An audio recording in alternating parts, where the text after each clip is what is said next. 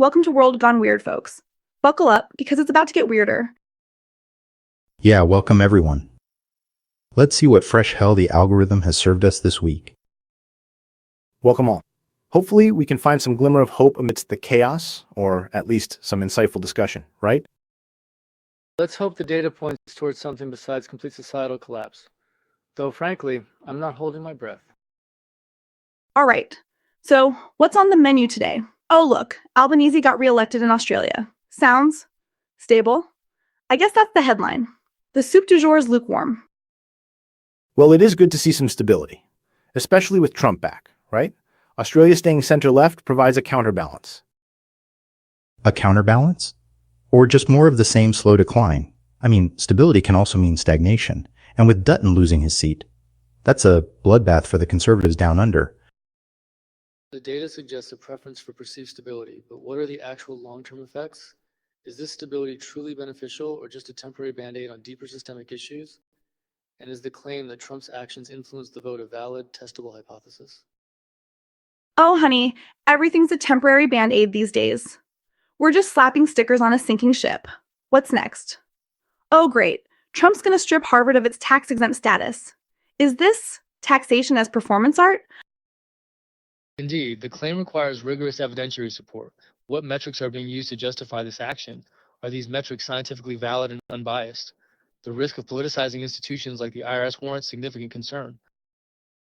It really does worry me. It feels like a race to dismantle anything the previous administration did, regardless of its actual value. I mean, we need to be building bridges, not tearing down institutions. And what happens to all those students relying on scholarships if Harvard gets gutted? Hey, maybe they'll all become TikTok influencers and solve the world's problems with dance crazes. Okay, probably not. But, a girl can dream. Seriously though, it feels like we're just lurching from one crisis to the next. It's exhausting. Exhausting is an understatement. And what about this Waltz? Out as National Security Advisor. Sounds like Trump's cleaning house again. Consolidating power, they're saying. Consolidation of power, yes, but at what cost? The diversity of viewpoints is essential for sound policy making. Is Trump prioritizing loyalty over competence? The constant turnover is hardly indicative of a stable, well-functioning system. Is this a data point indicative of a larger problem? It's certainly not reassuring, especially when they're discussing military plans on Signal? Seriously? It's like these guys are actively trying to get hacked. And the loss of Waltz? What about the projects? Did those just get canceled? Oh, honey, those projects are probably gathering dust in some forgotten corner of a server room. It's all about appearances, baby. Big, strong man in charge, making big, strong decisions. Never mind the details. Details are for nerds. Speaking of strong men, did you see about this $163 billion in cuts to federal spending? Yeah, that's ambitious. Or insane. Depending on your perspective. Gutting the EPA, HSS, USA, ID, where's the money actually going? Oh, right, defense, of course. The allocation of resources reflects a particular set of priorities. Is a 13% increase in defense spending justified by empirical evidence? What are the opportunity costs of these cuts?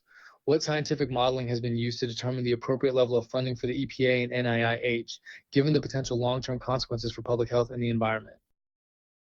Exactly. It's always defense. Like, we can't solve the world's problems with bombs and missiles. We need to invest in education, healthcare, environmental protection, things that actually improve people's lives. And cutting LIHEAP. That's just cruel. People need help paying their bills. Oh, but those people are just lazy. They need to pull themselves up by their bootstraps, even though they can't afford boots. Or straps. Or anything, really. Ugh, this is just depressing. Is there anything good happening in the world? Besides, the May 4th be with you memes? I don't know, is any of this really that surprising? We've seen this playbook before. Slash and burn. Consolidate power. Demonize the opposition. It's Trump 101. Historical patterns are relevant, but each situation is unique. The interplay of factors, economic, social, political, is incredibly complex. Can we develop predictive models to anticipate the consequences of these actions? Or are we doomed to simply react to events as they unfold? Well, maybe this is a wake-up call. Maybe people will finally realize that we need to demand better from our leaders. We need to hold them accountable, and we need to start working together to build a more just and sustainable world. I know it sounds naive, but I have to believe it's possible. Naive?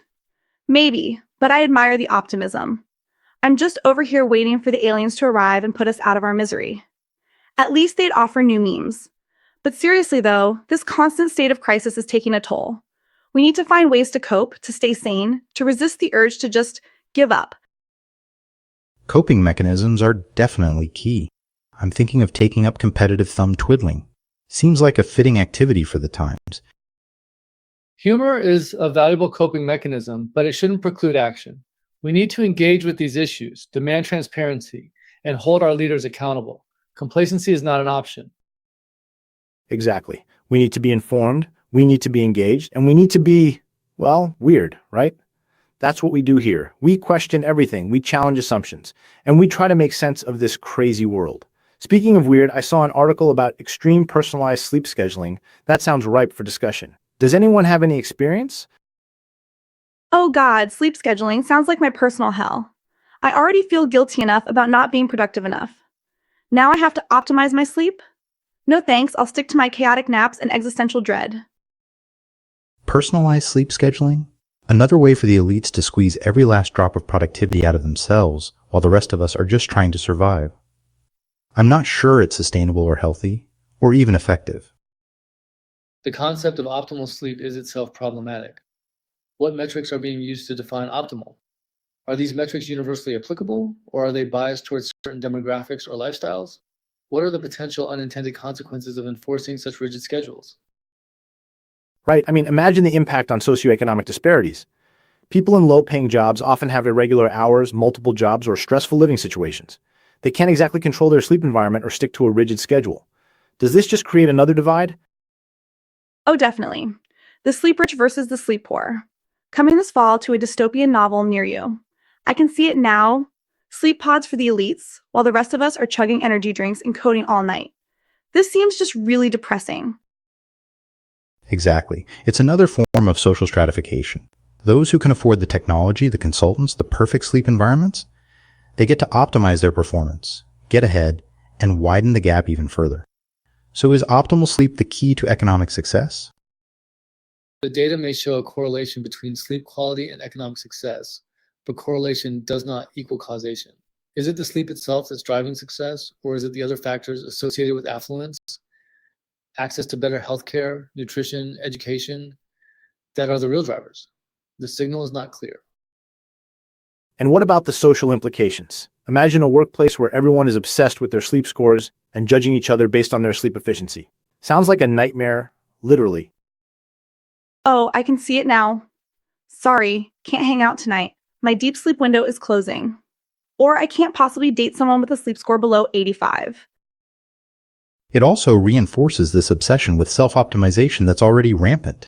Everything has to be quantified, measured, improved. Where does it end? When do we just accept ourselves, flaws and all? The pursuit of perfection is inherently flawed. Human beings are complex, messy, and unpredictable. Trying to reduce ourselves to a set of data points is not only dehumanizing, but also ultimately futile. What is the risk that our individual cognitive ability is replaced with that of algorithms? But isn't there a potential benefit? If these technologies could help people with genuine sleep disorders, wouldn't that be a good thing? Isn't there a way to responsibly help people without stratifying society? Sure, but only if everyone has access. Affordable, accessible sleep clinics, mental health support, decent living wages, those are the things that actually improve sleep for everyone, not just the privileged few. And what about the potential for exploitation? Employers demanding sleep data from their employees. Insurance companies using it to deny coverage. The possibilities for abuse are endless. Data privacy is paramount. Individuals must retain control over their personal data, and there must be strict regulations to prevent its misuse. The potential for surveillance and manipulation is very real. It's just so frustrating. Every technological advancement seems to come with a dark side. We invent these amazing tools, but then we fail to anticipate the consequences, and they end up exacerbating existing inequalities. Welcome to the human condition, my friend. We're really good at creating problems, less good at solving them. It's like we're always creating a Black Mirror episode. The robots may laugh at us and take the world. So, what's the solution? Ban sleep tracking apps? Probably not realistic. But we need to have a serious conversation about the ethical implications of these technologies. And we need to ensure that they're used to benefit everyone, not just a select few. Global collaboration is essential. We need to develop ethical guidelines, establish regulatory frameworks, and promote media literacy to counter the potential for misinformation and manipulation. The alternative is a fragmented, unequal, and ultimately unsustainable future. I agree. It starts with awareness. We need to be critical of these technologies, to question their claims, and to demand transparency and accountability. And we need to remember that human connection, empathy, and community are more important than any sleep score or productivity metric. Well said. Now, if you'll excuse me, I'm going to go take a nap. A completely unoptimized, guilt-free nap. Because sometimes that's the most revolutionary thing you can do. I think I'll join you in spirit. Or maybe I'll just doom scroll on my phone until 3 a.m. Either way, thanks for joining us on World Gone Weird. Stay skeptical, stay informed, and try to get some sleep. If you can. Engage in critical thinking, question the data, seek evidence-based solutions, and remember, the future is not predetermined. It is shaped by the choices we make today. Absolutely. And remember to find those small moments of joy and connection even in the midst of the chaos.